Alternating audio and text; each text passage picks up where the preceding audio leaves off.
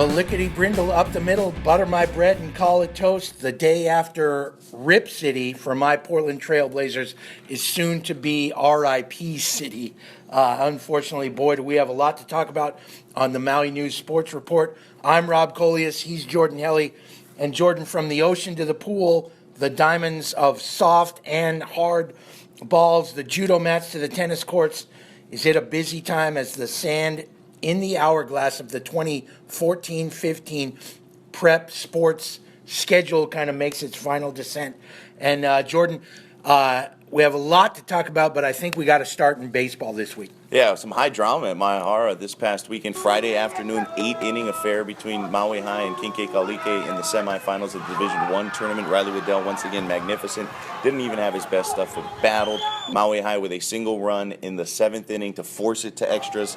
They avoid some damage. Kinkekalike singles their first three batters in the top of the 8th, don't score. Maui High comes back. Treston Carter, a freshman, with a walk-off single in the bottom of the 8th inning to walk off into the tournament final, where they parlayed that emotional victory, come from behind fashion over Kinkekalike and Waddell into a fairly dominant victory over Baldwin in the MIL tournament championship game, 7-2 there. It was Kingsley Bilal on Friday for the Sabres. Follow that up with Parker Maxwell on Saturday, and two of those arms, those are two legit number one guys that the Sabres have, and they're going to use that going against Baldwin again on Wednesday in the overall championship game. Winner of that gets the overall MIL title and the seeded berth into the state tournament. Both of those teams on their way to the state tournament in a couple of weeks. Should be a lot of fun there. Maui High actually taking 3 of the first 4 meetings. They've seemed to have Baldwin's number in that one. A lot of fun in Division I, and then, of course, Molokai clinching the D2 title, the lone spot in the state tournament in Division II. And, boy, were they dominant all year long, Rob. No doubt about it. And, by the way, that was just the second at-bat of the season for Treston Carter in that win in his pinch hit role, or I should say hitting role on Friday night in a big win. Molokai, what can you say? Nohi Meyer, Hanalei Dudoa Enos, they outscored 11 MIL opponents, if you will, 145-14. They were forced to 7 innings only twice. I really think they can make some noise at the Division II state baseball tournament, no doubt about it. Jordan, in boys volleyball, Lahaina Luna, what a story that is. Yeah, Lahaina Luna finished last place in Division I last year and kind of a considerable distance back. They win the MIL regular season this year, and you got to give them a ton of credit. Rebounding beat Kinkekalike earlier this week. They finished with identical 10-2 records in the regular season, but they win a tiebreaker. Thomas Drabelvis, Justin Valdez, some of those guys who have been around this Luna program since the beginning of their high school careers. Just terrific all-around volleyball players. You throw in the athleticism of some other multi-sport guys. Cyrus Kama, the basketball player by trade, first-team MIL All-Star. You got Anson Cabanilla, Sione Feliki Tonga, the football guys. Throw them in there, and they're a pretty dynamic group in defeating a Kinkekalike team that went to the state semis last year.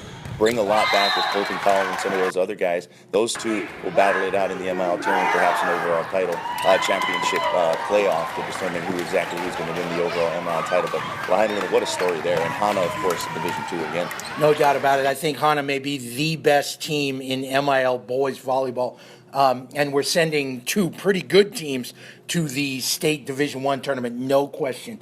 And Hana, I believe, they can really make some noise at the D2 state tournament, especially kind of riding the wave, the emotion and the momentum of the way last season finished so tough for them. But I think they can really make some noise.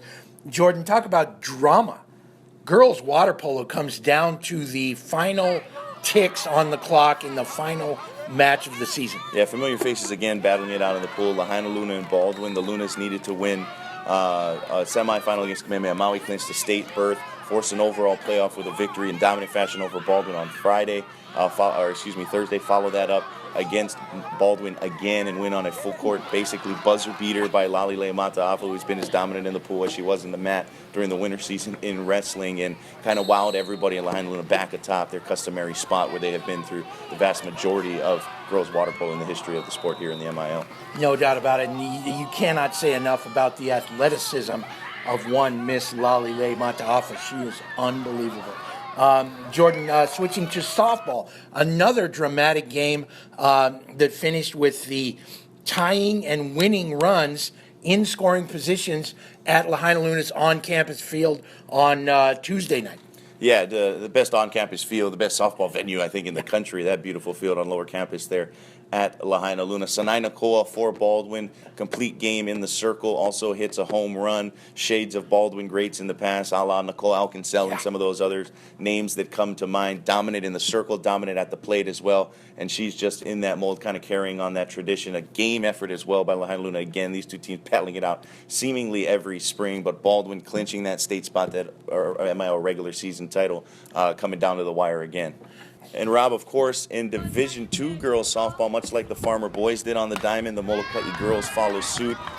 Great win for them over St. Anthony, clinching a state berth with the regular season crown at a beautiful new field there on the Friendly Isle. Another great softball venue going up here in the MIL, but the Farmer girls following suit just like the boys did with a big victory. They're the #1 seed into the MIL tournament as well next week. Love it. And Jordan, some old and some new in tennis. Joey Baldwin, of course, and Kylie Kato, Sarah Ikioka, but a new name as well. Yeah, and tennis, a lot of fun. And you mentioned Joey Baldwin, state quarterfinalist last year. He wins his third MIL title. Ikioka and Kato, semifinalists a couple of times at the state tournament. They win their third in a row. And then Corey Patton Losner wins Maui Prep's first individual tennis title, and a bit of a historic weekend for that West Side school, and Maui Prep doing it in the water as well. No doubt about it. A big day, maybe the biggest day ever in Maui Prep athletics, as they win their first MIL team title in the 10-year history of the school in girls surfing, behind Sophia Johnston, who sweeps the titles, and some special stuff for Hana as well. Yeah, without a doubt. Sophia Johnston, pretty dominant. Kyle Neer wins both titles, the shortboard and the bodyboard for Hana. He's got some potential in the future, without a doubt. And Lahaina Luna boys win the boys title as well. But just another historic day in the development of that sport here in the MIL. And, of course, as it continues to grow, you got to imagine it's catching on with the rest of the state as well as a sanctioned prep sport. Very cool. The only sanctioned high school surf league in the nation and the world. Amazing. Maui High dominates judo, 9 titles on Saturday. And, of course, the state track meet will be here next month. And that's our report for this week. And send us your bobbleheads.